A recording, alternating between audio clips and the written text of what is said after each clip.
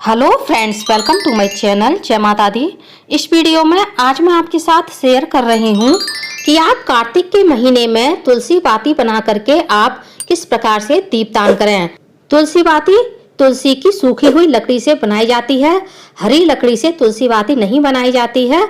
इस बात का आप विशेष ध्यान रखें। यदि आप कार्तिक के महीने में तुलसी बाती बनाकर श्री हरि विष्णु भगवान की आरती करते हैं, उनकी पूजा करते हैं, तो इससे विष्णु भगवान बेहद प्रसन्न होते हैं और आपको इसका 1000 गुना पुण्य प्राप्त होता है। यदि आपने कार्तिक स्नान नहीं कर पाया है और आप कार्तिक के महीने के नियम का भी पालन नहीं कर पाते हैं, तो आप केवल तुलसी बाती बना करके श्री हरि विष्णु भगवान की आरती पूजा वंदना करके भी कार्तिक स्नान से भी 1000 गुना फल प्राप्त कर सकते हैं, क्योंकि श्री हरि विष्णु भगवान को तुलसी अत्यधिक प्रिय होती है और कार्तिक के महीने में तुलसी पूजा का ही सबसे ज्यादा विशेष महत्व होता है। अब हम बाती बनाना देख लेते हैं। हमें बाती किस प्रकार से बनानी है। सबसे पहले हम तुलसी की लकड़ी को साफ कर लेंगे और इस प्रकार से हम तुलसी की लकड़ियों को अपने हिसाब से जितनी लंबी हमें बाती बनानी है उतनी लंबी हमें लकड़ी को तोड़ लेना है। लकड़ी को हमें साफ कर लेना है ताकि बाती बनाते हुए हमें किसी प्रकार की दिक्कत ना हो। यदि आप कार्तिक के पूरे महीने में इस प्रकार से तुलसी की बाती बना करके भगवान विष्णु के सामने दीपदान करते हैं, तो आपकी सारी मनोकामनाएं पूरी होती हैं और आपका घर धन वैभव यश भरा रहता है। साथ ही मान्यता ऐसी भी है कि जो मनुष्य कार्तिक के महीने में ठाकुर जी के सामने तुलसी की लकड़ी का दीपदान करता है तो उसे वैकुंठ में स्थान प्राप्त होता है। साथ ही 60,000 करोड़ वर्ष तक कोई भी वृंदावन धाम से उसे निकाल नहीं सकता है। तो आप अब तो समझ ही गए होंगे कार्तिक के महीने में तुलसी बाती के दीपदान की कितनी अधिक महिमा है। अब हम देख लेते हैं तुलसी बाती हमें बनानी कैसे है। सबसे पहले हम थोड़ी सी कॉटन लेंगे। इस प्रकार से कॉटन को हम इस तरह से लंबा लंबा कर लेंगे, हल्का सा पतला कर लेंगे और तुलसी की लकड़ी के 2 टुकड़े लेंगे।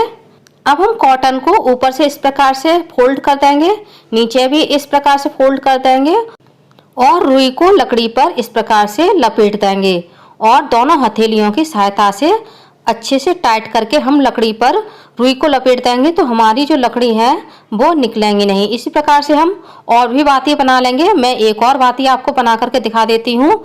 इस प्रकार से आपको 2 कॉटन में तुलसी की लकड़ी रखनी है, ऊपर से फोल्ड करेंगे, नीचे से फोल्ड करेंगे और इस प्रकार से हम दोनों हथेली की सहायता से तुलसी की लकड़ी को कॉटन से कवर कर देंगे। इस प्रकार से हमारी तुलसी की बाती बन करके तैयार हो चुकी हैं।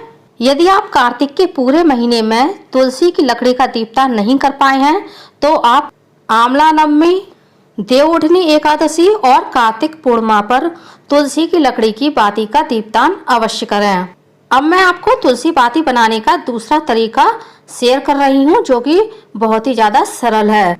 अब हम तुलसी की एक लकड़ी लेंगे। लंबाई आप अपने हिसाब से छोटी या बड़ी रख सकते हैं। थोड़ी सी हम रुई या कॉटन लेंगे।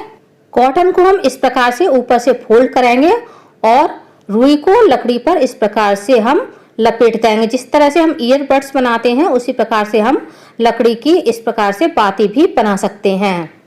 अब हम लकड़ी को इस प्रकार से घी में डुबो लेंगे और हमारी बाती बन करके तैयार हो चुकी है। तो हम इस प्रकार से बाती बनाकर भी तुलसी बाती का दीपदान कर सकते हैं। इस प्रकार से मैंने 4-5 बाती बना करके तैयार कर ली हैं और अब हम इन सभी बातियों को घी में डुबो लेंगे और आप जिस भी दीपक में दीपदान करना चाहें उसमें रख लें। मैंने छोटा दीपक भी लिया है और बड़ा दीपक भी लिया है। आप छोटे बड़े जैसे भी दीपक हों वो ले सकते हैं। आप गोल या फिर एक मुखी दीपक, जो भी दीपक हो आप उसमें दीपदान कर सकते हैं।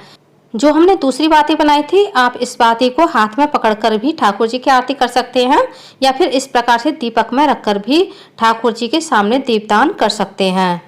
अब हम सभी दीपक का हल्दी से या फिर चंदन से पूजन कर देंगे। सफेद तिल से हम सभी दीपक को झिमा देंगे, क्योंकि दीपदान कभी भी खाली नहीं किया जाता है। विष्णु भगवान की पूजा में सफेद तिल का विशेष महत्व होता है, तो हमने सभी दीपक को तिल से जिमाया है। यदि एकादशी वाले दिन आप दीपदान कर रहे हैं तो अक्षत ना डालें, वरना आप दीपक को अक्षत से भी जिमा सकते हैं।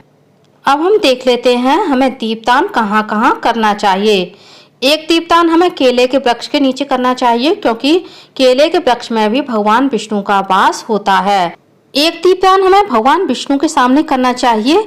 यदि आप किसी मंदिर में जाकर दीपदान करते हैं तो बहुत ही अच्छी बात है। यदि आप मंदिर नहीं जा पा रहे हैं तो आप ये दीपदान अपने घर पर भी कर सकते हैं। एक दीपदान हमें भगवान राम के सामने करना चाहिए, क्योंकि भगवान राम हमारे विष्णु भगवान यानी लड्डू गोपाल के ही अवतार हैं। इसी प्रकार से एक दीपदान हम भगवान कृष्ण और राधा के सामने करेंगे। शिवालय में आपको भगवान भोलेनाथ के सामने तुलसी बाती का दीपदान नहीं करना है, इस बात का आप विशेष ध्यान रखिएगा।